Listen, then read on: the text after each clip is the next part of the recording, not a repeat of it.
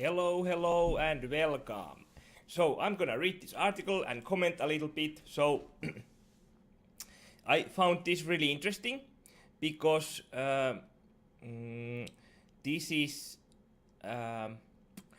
about the university life and about really ideologies clashing, because there is this feminist teacher and there is this men's rights activist boy, and their worldviews don't clash.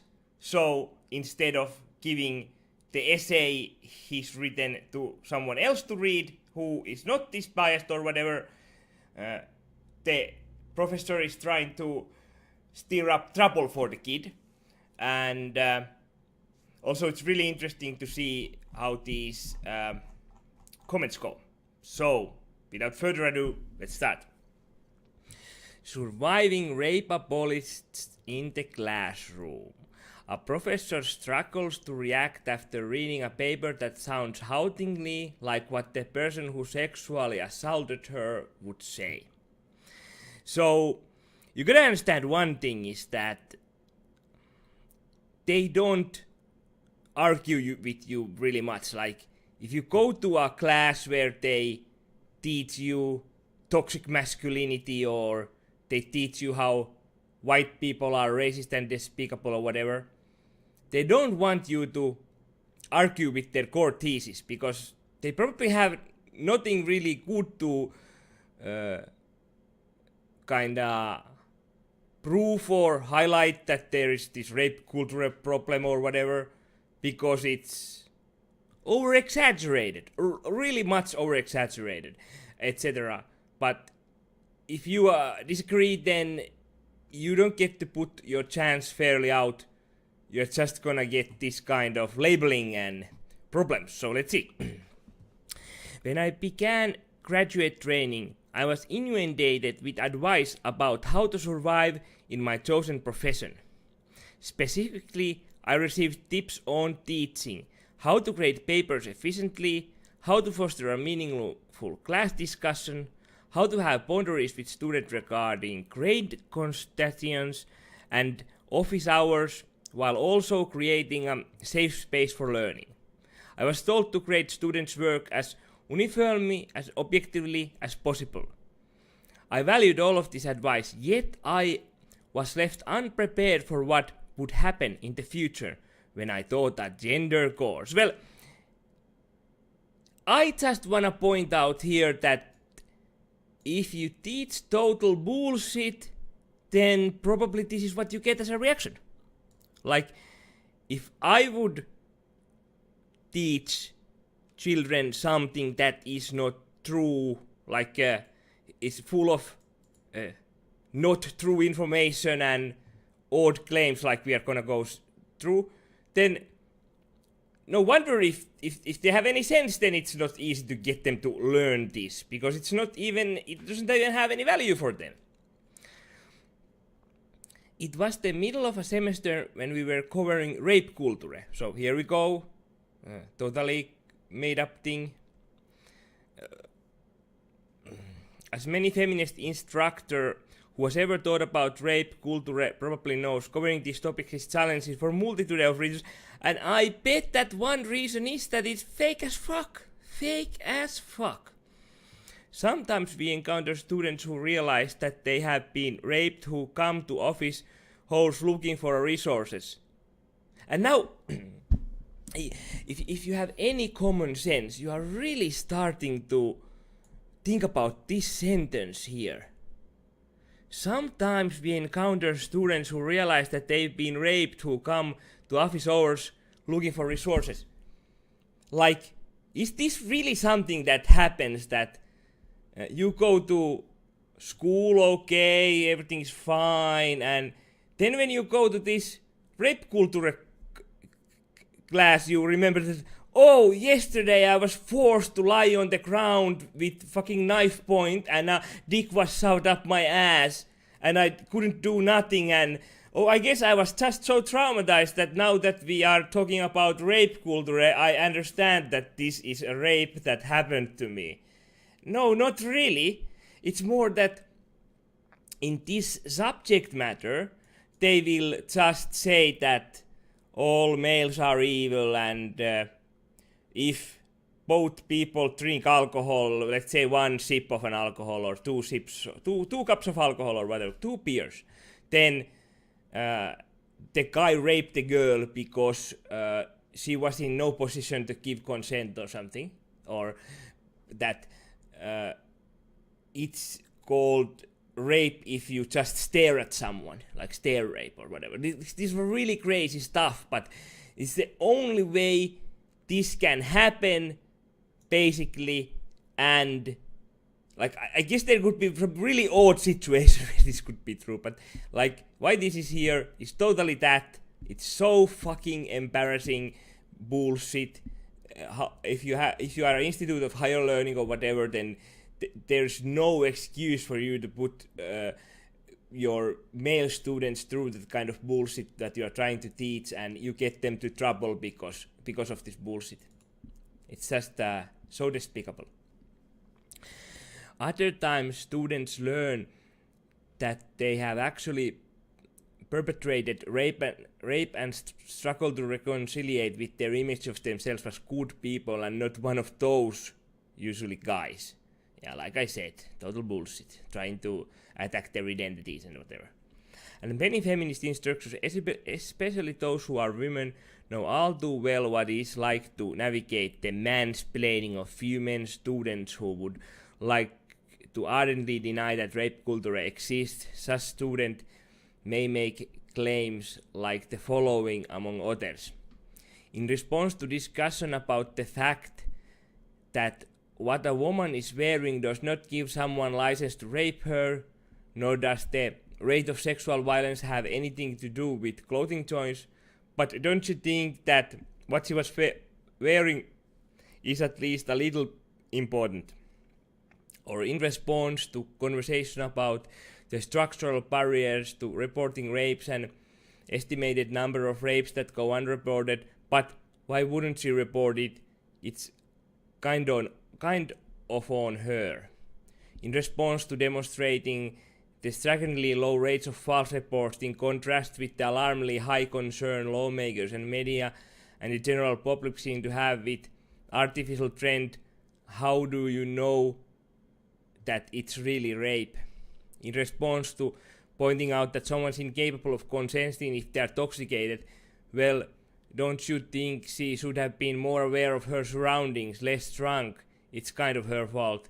In response to the fact that we live in a society that valorizes men's violence against and dominance over women, boys will be boys, or it's locker room talk. Like, these are really like odd things, because if we actually look at numbers like about domestic violence, so if we talk about the most advanced cases, most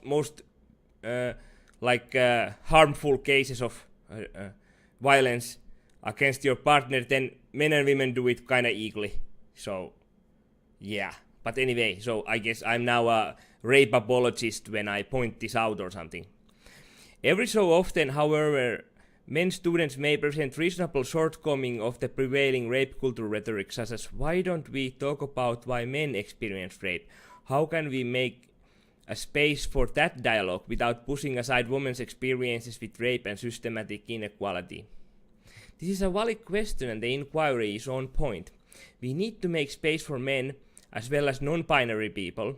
Like, it's really like odd, this feminist thing that they really want the women to be in the center, and then men can maybe have problems too, but on the side, and they are to do with patriarchy, so you don't need to put any resources or anything there to fix those problems. But then, like, they are also supposed to share this space with like every other people, like non-binary people or whatever. Like, if there is if there is like at least 30 genders or 72 genders in Facebook or whatever, then why is it that women have, and then all the rest of the genders share space with the males and experience like whatever. When I encounter a paper that began with the question in my gender course, I hope that the student would take the paper in that direction.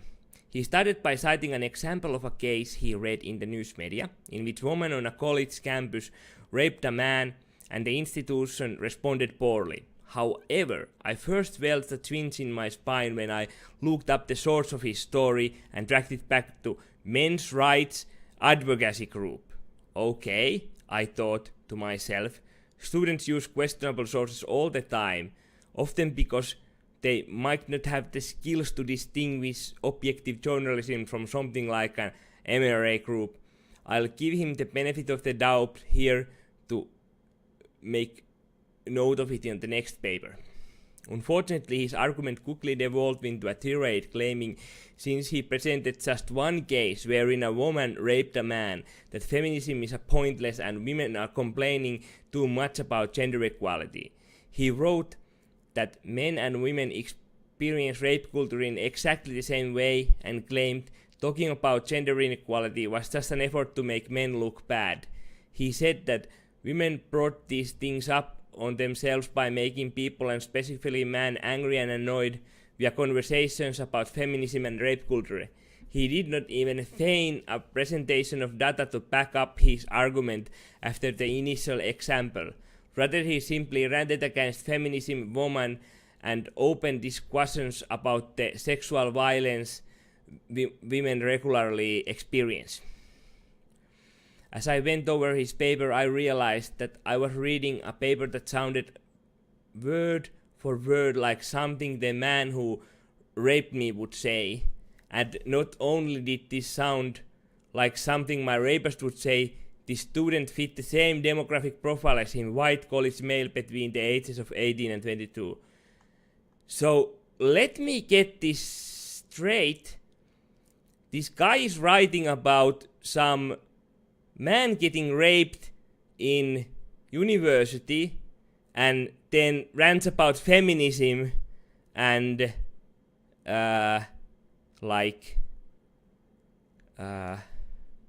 say that men and women experience rape the exactly same way, etc. I really question that her rapist would say this, while she's raping her, say things like, let me tell you about this one case in university where a woman raped a man, and I'm doing this for you because men and women experience rape at the same exact way, and I'm just raping you because I think that gender inequality is just your effort to make men look bad. Take this. What? Oh my god. Yes, and he was a white male. This last bit of information there. I got up from my desk and went for a walk. I could not concentrate. I had plans to read a book later that afternoon, which were shattered by being thrown back into the pit of traumatic fragmented memories by his student's paper. I was furious at the fact as an instructor I was expected to take his paper seriously, and scared of what he might do if he did not like his grade. Although I knew it would unlikely that this student would literally try to rape me, his words felt so familiar that I began having trouble distinguishing him from the man that did that. Their words were so frighteningly similar that the rational instructor side of my brain could not empower the traumatic survivor side. Like bullshit. Only thing this woman was thinking about was that this guy is gonna get into so much trouble for this bullshit I'm doing. Note on my training or experience prepared me for something like this, not even advice from the few feminist scholars I have had the pleasure of knowing. I was in a position where I had to take these students' words seriously, evaluate their merit and provide percentile score based on how well I thought they fit the parameters of the assignment. 0, you get a fucking 0. I literally screamed at my computer screen. I decided that I was not ready to return the grading papers yet, so I got up and went for another walk. I felt irritated in that 2 pages of poorly written ranting the student was able to undercut whatever authority I had thought I had as an instructor, authority that, especially as a woman instruction, I worked hard to establish and maintain. I imagined him sitting on the other side of his computer screen laughing at my pain, joking about my distress. I imagined him being friends with my rapist. Although the man who raped me is now significantly older than this student, he is frozen in the 18 to 22 bracket in my mind. How I wondered, could I possibly evaluate the student's work in an unbiased fashion? Such a request would involve me living an entirely different life than the one that I have had. I returned to my computer late at night. I pulled up his paper, took a deep breath and began to read it again. No one ever advised me how to create papers that sound like something my rapist would say, and I seriously doubt this part. So I suppose I will have to train myself. After all, I am certain that I am not the only instructor to have to navigate this dynamic, and I am sure this will not be the last time that I have to navigate it. Or you just, if this is any way true, then you just give your paper to another teacher who is not this fucking biased. Thanks for this piece. Much respect for you for working in this field. Too many boys getting indoctrinated by hate. I am curious to hear how you address this issue eventually. Please do share if you may be comfortable for you to do so. Like, people are even here giving her the benefit of the doubt, or like siding with her. Like, this is just abhorrent. Like, this guy will get such an unfair treatment, and if those professors there aren't just scam artists and they actually believe this bullshit and not just use this feminism thing for the kind of power play and whatever to get victim points or whatever, then like they might not even have the fucking knowledge to evaluate the information that this guy is putting out there. Like, they have no idea about the true facts about these things. Like, they're totally with the feminist rhetoric going there.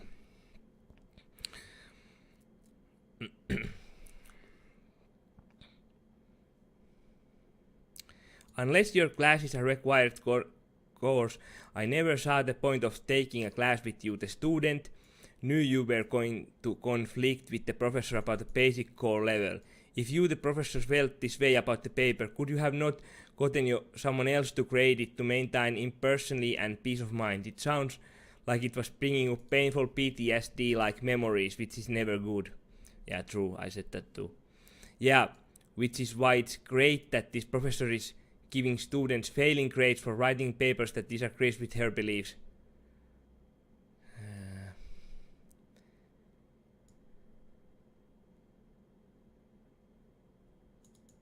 But yeah, so there are at least some sensible people here. But I'll end it here. Just stay safe.